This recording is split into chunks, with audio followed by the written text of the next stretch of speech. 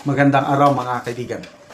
Bigyan natin ng reaction, opinion itong post ni Attorney G.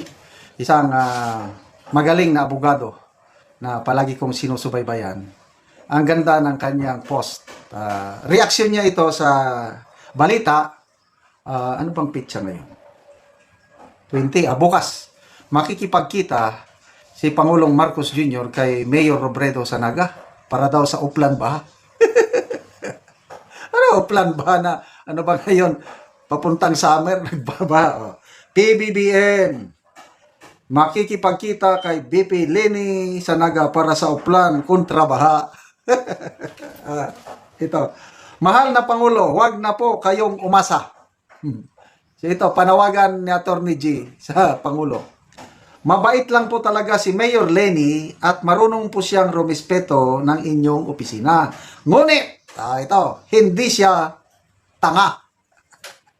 At lalong hindi po siya nabibili ng kahit magkanong halaga.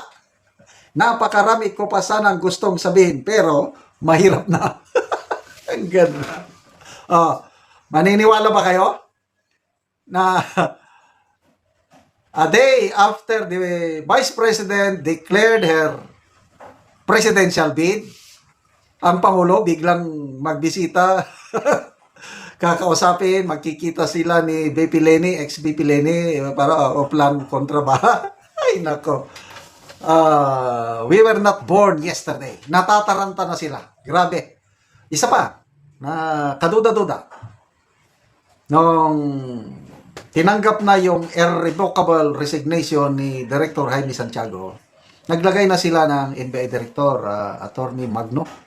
Matagal na siya sa NBI. Career Service Officer ito, si Attorney Magno.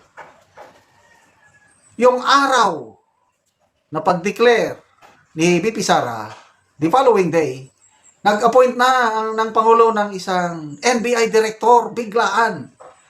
Attorney Milvin Matibag, na dating supporter ng mga Duterte, dati siyang Secretary General ng PDP Laban, talagang sumama sa mga Duterte. Kailang nung umupo ang Marcos administration, bumaliktad kaagad. At nung nandyan na siya sa kampo ng mga Marcos, ang dami niyang sinasabing hindi maganda kay BP Sara. O yun, itinilagang NBI Director. Nako, ano kaya, may niluluto? Paghandaan natin yan. Kasi, yung pag-declare ni BP Sara na tatakbo ng presidente, yun na yung nag-open ng gate para atakihin na siya ng gusto. So, dyan na natin matetesting yung tibay ng loob, yung fighting chance ni BP Sara. Pag masurvive niya itong mga kung ano-anong atake niya, nako, lalo siyang magniningning, bituing, puno ng ningning. Marami pa silang mga ginagawa. Sa Kamara, biglang nahinto yung impeachment, yung committee hearing, dapat within this week na sana tatalakayin. Biglang kinansel ang mga ano. So, nag-i-strategize na ba sila? Nakakatawa yung marites ni Corina Sanchez. Sabi niya, may marites ako, may theory ako. Na mayroon ng mga kongresista gumagapang, kinukumbinsi na ang mga kapwa nila kongresista na wag nang suportahan ang impeachment ni BP Sara para hindi sila mapag-initan. Na to make it safe, sabi, either mag-abstain or mag-absent sa araw ng butuhan. Natatakot na talaga sila. Balik tayo. Baha, ngayon is February. Kung may bagyo man, paminsan-minsan naman. Kasi ang mga ting bagyo, June, July, August, yun na. Pebrero! Baha, ay nako. So, agree ako dito kay Attorney G na marunong rumispeto itong si Madam Leni. Bilib ako dito, sayang at siya sanang presidente natin dahil tama yung sinasabi ng mga liberal party leaders na kung merong kandidato ng oposisyon o dilawan, it should be Madam Leni dahil walang bahid ng korupsyon sa kanya. Agree ako. Matino yung Robredo family.